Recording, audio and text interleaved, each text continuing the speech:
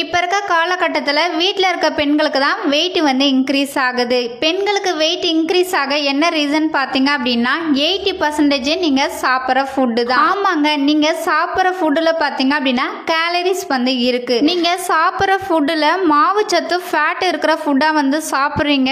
இதனால் உங்களுக்கு வெயிட் வந்து இன்க்ரீஸ் ஆகுது. செகண்ட் பார்த்தீங்க அப்படின்னா 20% வந்து வெயிட் இன்க்ரீஸ் ஆகிறதுக்கு லைஃப் ஸ்டைலு காரணம். இப்போ நீங்கள் வெயிட் லாஸ் பண்ணணும் அப்படின்னா நம்ம ஹெர்பலைஃப் நியூட்ரிஷனில் வெயிட் லாஸ்க்காக ப்ராடக்ட் கொடுத்துருக்காங்க.